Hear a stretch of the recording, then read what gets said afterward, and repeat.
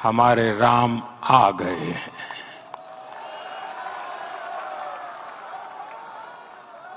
सदियों की प्रतीक्षा के बाद हमारे राम आ गए हैं। सदियों का अभूतपूर्व धैर्य, अनगिनत बलिदान, त्याग और तपस्या के बाद हमारे प्रभु राम आ गए हैं। इस शुभ घड़ी की आप सभी को, समस्त देशवासियों को बहुत बहुत बधाई। मैं अभी गर्भगृह में ईश्वरीय चेतना का साक्षी बनकर आपके सामने उपस्थित हुआ हूं। कितना कुछ कहने को है, लेकिन कंठ अवरुद्ध है। मेरा शरीर अभी भी स्पंदित है, चित्त अभी भी उस पल में लीन है।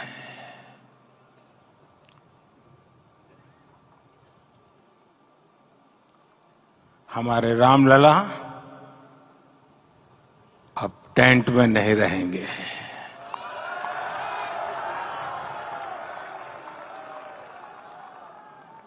हमारे रामलला अब इस दिव्य मंदिर में रहेंगे। मेरा पक्का विश्वास है, अपार श्रद्धा है कि जो घटित हुआ है, इसकी अनुभूति देश के, विश्व के कोने कोने में राम भक्तों को हो रही होगी। ये क्षण अलौकिक है, ये पल पवित्रतम है। ये माहौल, ये वातावरण, ये ऊर्जा, ये घड़ी प्रभु श्री राम का हम सब पर आशीर्वाद है। 22 जनवरी 2024 का ये सूरज एक अद्भुत आभा लेकर आया है। 22 जनवरी 2024 ये कैलेंडर पर लिखी एक तारीख नहीं, ये एक नए काल चक्र का उद्गम है।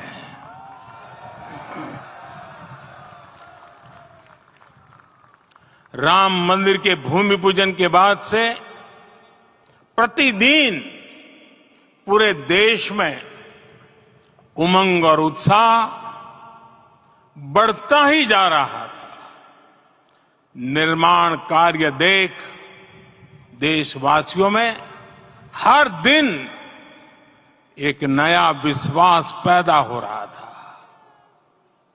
आज हमें सदियों के उस धैर्य की धरोहर मिली है।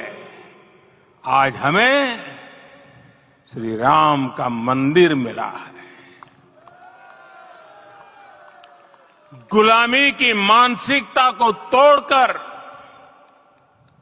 उठ खड़ा हो राष्ट्र। अतीत के हर दंश से हौसला लेता हुआ राष्ट्र ऐसे ही नव इतिहास का सृजन करता है। आज से 1000 साल बाद भी लोग आज की इस तारीख की, आज के इस पल की चर्चा करेंगे।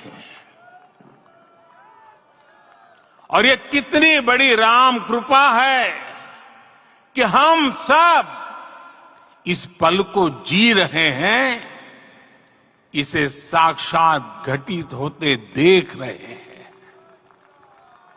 आज दिन दिशाएं दिग दिगंत सब दिव्यता से परिपूर्ण है। ये समय सामान्य समय नहीं है। ये काल के चक्र पर सर्वकालिक शाही से अंकित हो रही अमिट स्मृति रेखाएं हैं। साथियों, हम सब जानते हैं कि जहां राम का काम होता है वहां पवन पुत्र हनुमान अवश्य विराजमान होते हैं। इसलिए मैं राम भक्त हनुमान और हनुमान गढ़ी को भी प्रणाम करता हूं। मैं माता जानकी, लक्ष्मण जी, भरत, शत्रुघ्न सबको नमन करता हूं। मैं पावन अयोध्यापुरी और पावन सरयू को भी प्रणाम करता हूं। मैं इस पल दैवीय अनुभव कर रहा हूं कि जिनके आशीर्वाद से ये महान कार्य पूरा हुआ है। वे दिव्य आत्माएं, वे दैवीय विभूतियां भी इस समय हमारे आसपास उपस्थित है। मैं इन सभी दिव्य चेतनाओं को भी कृतज्ञता पूर्वक नमन करता हूं। मैं आज प्रभु श्री राम से क्षमा याचना भी करता हूं।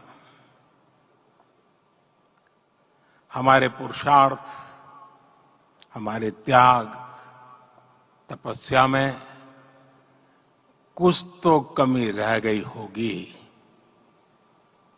कि हम इतनी सदियों तक ये कार्य कर नहीं पाए। आज वो कमी पूरी हुई है।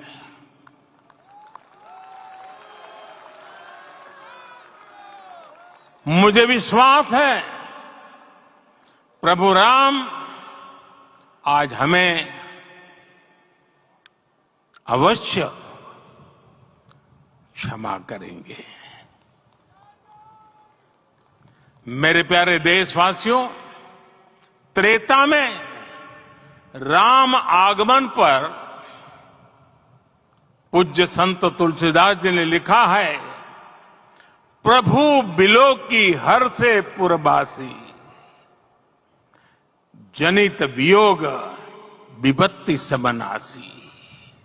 अर्थात प्रभु का आगमन देकर ही सब अयोध्यावासी, समग्र देशवासी हर्ष से भर गए।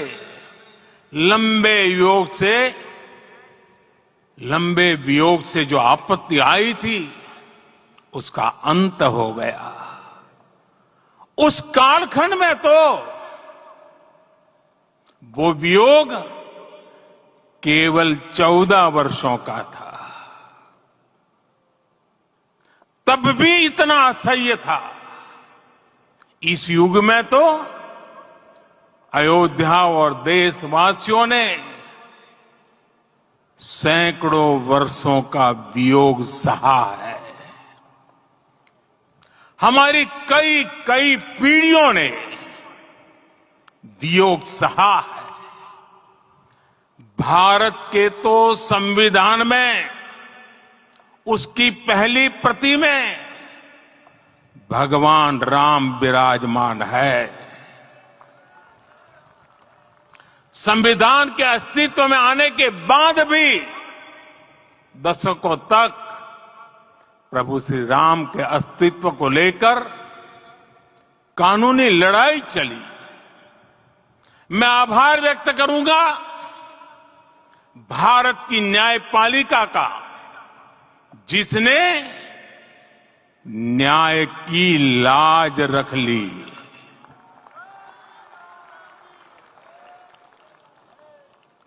न्याय के पर्याय प्रभु राम का मंदिर भी न्यायबद्ध तरीके से ही बना। साथियों, आज गांव-गांव में एक साथ कीर्तन संकीर्तन हो रहे हैं। आज मंदिरों में उत्सव हो रहे हैं, स्वच्छता अभियान चलाए जा रहे हैं। पूरा देश आज दीपावली मना रहा है। आज शाम घर घर राम ज्योति प्रज्वलित करने की तैयारी है। कल मैं श्री राम के आशीर्वाद से धनुषकोडी में राम सेतु के आरंभ बिंदु अरिचल मुनाई पर था। जिस घड़ी प्रभु राम समुद्र पार करने निकले थे, वो एक पल था जिसने काल चक्र को बदला था। उस भावमय पल को महसूस करने का मेरा ये विनम्र प्रयास था। वहां पर मैंने पुष्प वंदना की।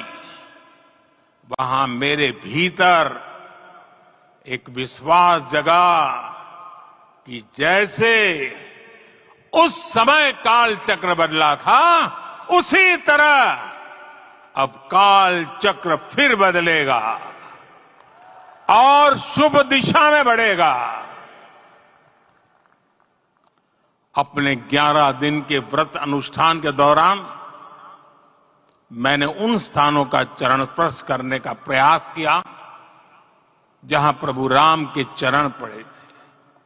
चाहे वो नासिक का पंचवटी धाम हो, केरला का पवित्र त्रिपायर मंदिर हो, आंध्र प्रदेश में लेपाक्षी हो, श्रीरंगम में रंगनाथ स्वामी मंदिर हो, रामेश्वरम में श्री रामनाथ स्वामी मंदिर हो, या फिर धनुषकोडी। मेरा सौभाग्य है कि इसी पुनीत पवित्र भाव के साथ मुझे सागर से सरयू तक की यात्रा का अवसर मिला। सागर से सरयू तक हर जगह राम नाम का वही उत्सव भाव छाया हुआ है। प्रभु राम तो भारत की आत्मा के कण कण से जुड़े हुए हैं। राम भारतवासियों के अंतर मन में विराजे हुए हैं। हम भारत में कहीं भी किसी की अंतरात्मा को छुएंगे तो इस एकत्व की अनुभूति होगी और यही भाव सब जगह मिलेगा। इससे उत्कृष्ट, इससे अधिक देश को समायोजित करने वाला सूत्र और क्या हो सकता है। मेरे प्यारे देशवासियों, मुझे देश के कोने कोने में अलग अलग भाषाओं में रामायण सुनने का अवसर मिला है, लेकिन विशेषकर पिछले 11 दिनों में रामायण अलग अलग भाषा में अलग राज्यों से मुझे विशेष रूप से सुनने का मौका मिला। राम को परिभाषित करते हुए ऋषियों ने कहा है, रमन्ते यस्मिन् इति रामः, अर्थात जिसमें रम जाए वही राम है। राम लोक की स्मृतियों में, पर्वत से लेकर परंपराओं में सर्वत्र समाये हुए हैं। हर युग में लोगों ने राम को जिया है। हर युग में लोगों ने अपने अपने शब्दों में अपनी अपनी तरह से राम को अभिव्यक्त किया है और ये राम रस जीवन प्रवाह की तरह निरंतर बहता रहता है। प्राचीन काल से भारत के हर कोने के लोग राम रस का आचमन करते रहे हैं। राम कथा असीम है और रामायण भी अनंत है। राम के आदर्श, राम के मूल्य, राम की शिक्षाएं सब जगह एक समान है। प्रिय देशवासियों, आज इस ऐतिहासिक समय में देश उन व्यक्तित्वों को भी याद कर रहा है जिनके कार्य और समर्पण की वजह से आज हम ये शुभ दिन देख रहे हैं। राम के इस काम में कितने ही लोगों ने त्याग और तपस्या की पराकाष्ठा करके दिखाई है। उन अनगिनत राम भक्तों के, उन अनगिनत कार सेवकों के और उन अनगिनत संत महात्माओं के हम सब ऋणी हैं। साथियों, आज का ये अवसर उत्सवता का क्षण तो है ही, लेकिन इसके साथ ही यह क्षण भारतीय समाज की परिपक्वता के बोध का भी क्षण है। हमारे लिए ये अवसर सिर्फ विजय का नहीं, विनय का भी है। दुनिया का इतिहास साक्षी है कि कई राष्ट्र अपने ही इतिहास में उलझ जाते हैं। ऐसे देशों ने जब भी अपने इतिहास की उलझी हुई गांठों को खोलने का प्रयास किया, उन्हें सफलता पाने में बहुत कठिनाई आई, बल्कि कई बार तो पहले से ज्यादा मुश्किल परिस्थितियां बन गई। लेकिन हमारे देश ने इतिहास की इस गांठ को जिस गंभीरता और भावुकता के साथ खोला है, वो ये बताती है कि हमारा भविष्य हमारे अतीत से बहुत सुंदर होने जा रहा है। वो भी एक समय था जब कुछ लोग कहते थे कि राम मंदिर बना तो आग लग जाएगी। ऐसे लोग भारत के सामाजिक भाव की पवित्रता को नहीं जान पाए। रामलला के इस मंदिर का निर्माण भारतीय समाज के शांति, धैर्य, आपसी सद्भाव और समन्वय का भी प्रतीक है। हम देख रहे हैं ये निर्माण किसी आग को नहीं, बल्कि ऊर्जा को जन्म दे रहा है। राम मंदिर समाज के हर वर्ग को एक उज्जवल भविष्य के पथ पर बढ़ने की प्रेरणा लेकर आया है। मैं आज उन लोगों से आह्वान करूंगा, आइए आप महसूस कीजिए, अपनी सोच पर पुनर्विचार कीजिए। राम आग नहीं है, राम ऊर्जा है। राम विवाद नहीं, राम समाधान है। राम सिर्फ हमारे नहीं है, राम तो सबके हैं। राम वर्तमान नहीं, सिर्फ वर्तमान ही नहीं, राम अनंत काल है। साथियों, आज जिस तरह राम मंदिर प्राण प्रतिष्ठा के इस आयोजन से पूरा विश्व जुड़ा हुआ है, उसमें राम की सर्वव्यापकता के दर्शन हो रहे हैं। जैसा उत्सव भारत में है, वैसा ही अनेक देशों में है। आज अयोध्या का ये उत्सव रामायण की उन वैश्विक परंपराओं का भी उत्सव बना है। रामलला की ये प्रतिष्ठा वसुधैव कुटुंबकम के विचार की भी प्रतिष्ठा है।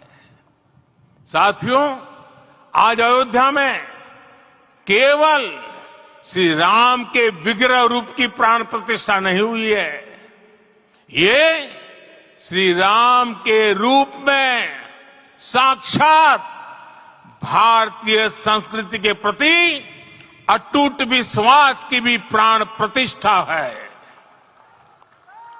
ये साक्षात मानवीय मूल्यों और सर्वोच्च आदर्शों की भी प्राण प्रतिष्ठा है। इन मूल्यों की, इन आदर्शों की आवश्यकता आज संपूर्ण विश्व को है। सर्वे भवन्तु सुखिनः, ये संकल्प हम सदियों से दोहराते आए हैं। आज उसी संकल्प को राम मंदिर के रूप में साक्षात आकार मिला है।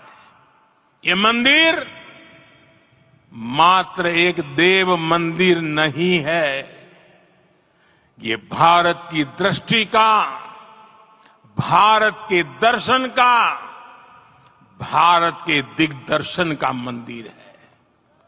ये राम के रूप में राष्ट्र चेतना का मंदिर है। राम भारत की आस्था है, राम भारत का आधार है, राम भारत का विचार है, राम भारत का विधान है, राम भारत की चेतना है, राम भारत का चिंतन है, राम भारत की प्रतिष्ठा है, राम भारत का प्रताप है, राम प्रवाह है, राम प्रभाव है, राम नेति भी है, राम नीति भी है, राम नित्यता भी है, राम निरंतरता भी है, राम विभु है, विशद है, राम व्यापक है, विश्व है, विश्वात्मा है। और इसलिए जब राम की प्रतिष्ठा होती है तो उसका प्रभाव वर्षों या शताब्दियों तक ही नहीं होता, उसका प्रभाव हजारों वर्षों के लिए होता है।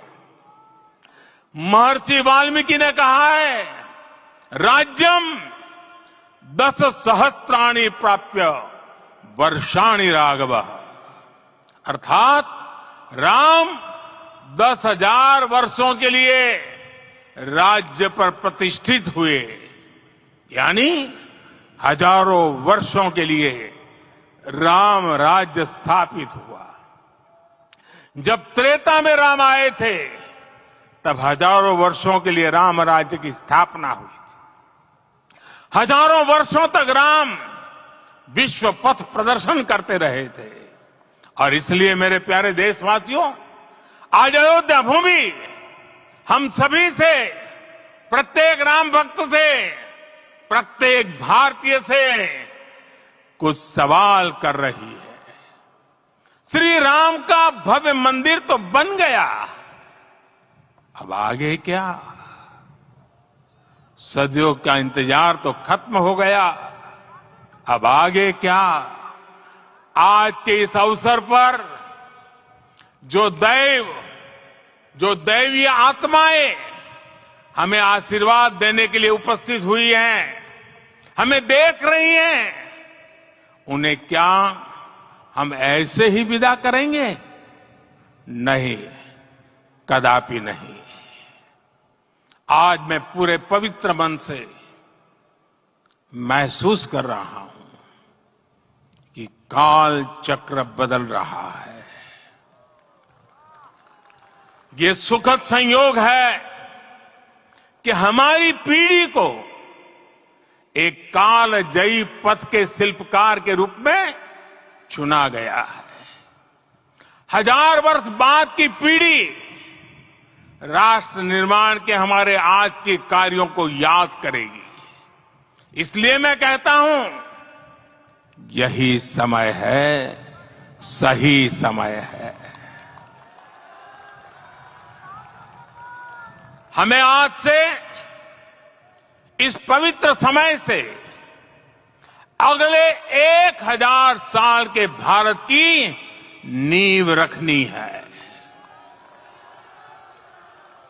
मंदिर निर्माण से आगे बढ़कर अब हमें सभी देशवासी यही इस पल से समर्थ, सक्षम, भव्य, दिव्य भारत के निर्माण की सौगंध लेते हैं।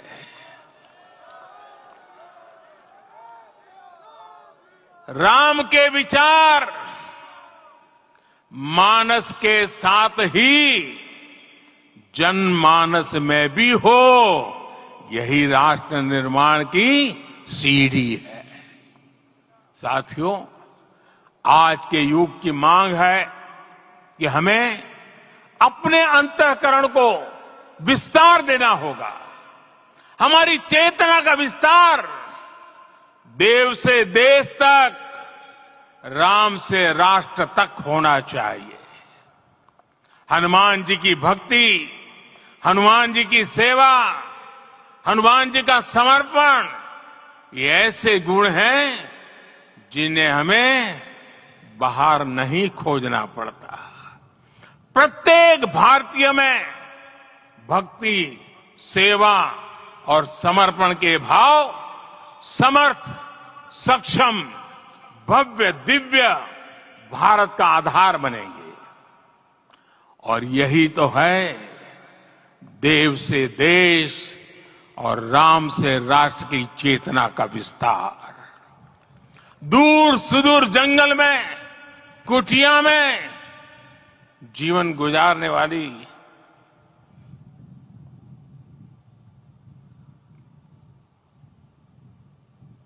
मेरी आदिवासी मां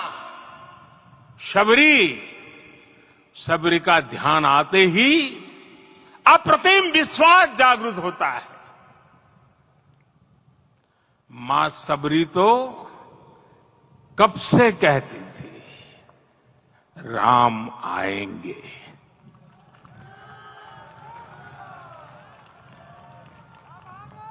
प्रत्येक भारतीय में जन्मा यही विश्वास समर्थ, सक्षम, भव्य भारत का आधार बनेगा। और यही तो है देव से देश और राम से राष्ट्र की चेतना का विस्तार। हम सब जानते हैं कि निषाद राज की मित्रता सभी बंधनों से परे है। निषाद राज का राम के प्रति सम्मोहन, प्रभु राम का निषाद राज के लिए अपनापन कितना मौलिक है। सब अपने हैं, सभी समान है। प्रत्येक भारतीय में अपनत्व की, बंधुत्व की ये भावना समर्थ, सक्षम, भव्य, दिव्य भारत का आधार बनेगी। और यही तो है देव से देश और राम से राष्ट्र की चेतना का विस्तार। साथियों, आज देश में निराशा के लिए रत्ती भर भी स्थान नहीं है। मैं तो बहुत सामान्य हूं, मैं तो बहुत छोटा हूं। अगर कोई ये सोचता है तो उसे गिलहरी के योगदान को याद करना चाहिए। गिलहरी का स्मरण ही हमें हमारी इस हिचक को दूर करेगा, हमें सिखाएगा कि छोटे बड़े हर प्रयास की अपनी ताकत होती है, अपना योगदान होता है। और सबके प्रयास की यही भावना समर्थ, सक्षम, भव्य, दिव्य भारत का आधार बनेगी। और यही तो देव से देश और राम से राष्ट्र की चेतना का विस्तार। साथियों, लंकापति रावण प्रकांड ज्ञानी थे, अपार शक्ति के धनी थे, लेकिन जटायु जी की मूल्य निष्ठा देखिए। वे महाबली रावण से भिड़ गए उन्हें भी पता था कि वो रावण को परास्त नहीं कर पाएंगे, लेकिन फिर भी उन्होंने रावण को चुनौती दी। कर्तव्य की यही पराकाष्ठा समर्थ, सक्षम, भव्य, दिव्य भारत का आधार है। और यही तो है देव से देश और राम से राष्ट्र की चेतना का विस्तार। आइए हम संकल्प लें कि राष्ट्र निर्माण के लिए हम अपने जीवन का पल पल लगा देंगे। राम काज से राष्ट्र काज, समय का पल पल, शरीर का कण कण राम समर्पण को राष्ट्र समर्पण के ध्येय से जोड़ देंगे। मेरे देशवासियों, प्रभु श्री राम की हमारी पूजा विशेष होनी चाहिए। ये पूजा स्व से ऊपर उठ करके समष्टि के लिए होनी चाहिए। ये पूजा अहम से उठकर वयम के लिए होनी चाहिए। प्रभु को जो भोग चढ़ेगा वो विकसित भारत के लिए हमारे परिश्रम की पराकाष्ठा का प्रसाद भी होगा। हमें नित्य पराक्रम, पुरुषार्थ, समर्पण का प्रसाद प्रभु राम को चढ़ाना होगा। इनसे नित्य प्रभु राम की पूजा करनी होगी, तब हम भारत को वैभवशाली और विकसित बना पाएंगे। मेरे प्यारे देशवासियों, ये भारत के विकास का अमृत काल है। आज भारत युवा शक्ति की पूंजी से भरा हुआ है, ऊर्जा से भरा हुआ है। ऐसी सकारात्मक परिस्थितियां फिर न जाने कितने समय बाद बनेगी। हमें अब चूकना नहीं है, हमें अब बैठना नहीं है। मैं अपने देश के युवाओं से कहूंगा, आपके सामने हजारों वर्ष की परंपरा की प्रेरणा है। आप भारत की उस पीढ़ी का प्रतिनिधित्व करते हैं जो चांद पर तिरंगा लहरा रही है। वो 15 लाख किलोमीटर की यात्रा करके सूर्य के पास जाकर मिशन आदित्य को सफल बना रही है।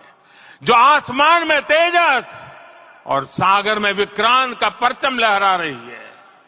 अपनी विरासत पर गर्व करते हुए आपको भारत का नव प्रभात लिखना है। परंपरा की पवित्रता और आधुनिकता की अनंतता, दोनों ही पथ पर चलते हुए भारत समृद्धि के लक्ष्य तक पहुंचेगा। मेरे साथियों, आने वाला समय अब सफलता का है। आने वाला समय अब सिद्धि का है। ये भव्य राम मंदिर साक्षी बनेगा भारत के उत्कर्ष का, भारत के उदय का। ये भव्य राम मंदिर साक्षी बनेगा भव्य भारत के अभ्युदय का, विकसित भारत का।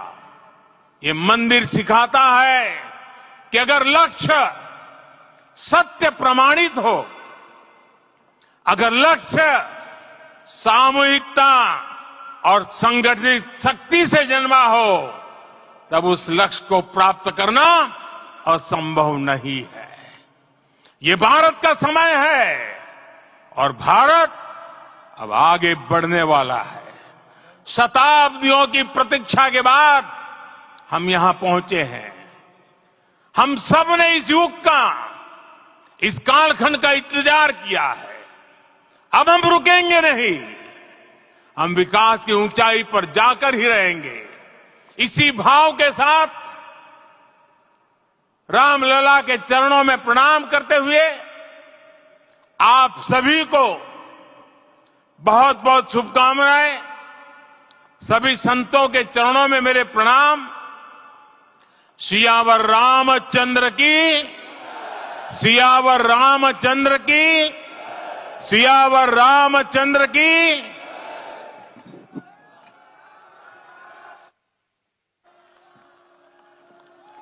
मैं आपसे निवेदन करूंगा, अभी थोड़ा आसन ग्रहण करिए।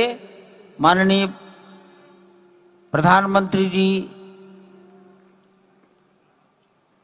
यहां से कुबेर टीला की ओर प्रस्थान करेंगे।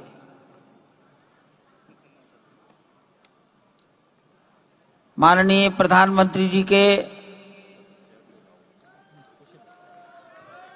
यहां से स्थान से प्रस्थान के पश्चात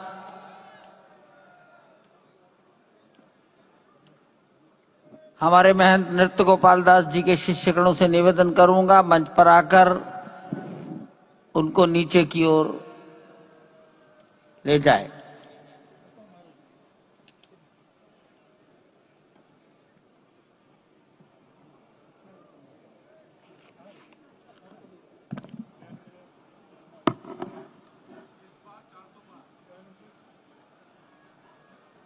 जानकी दास जी अब मंच पर आ जाइए।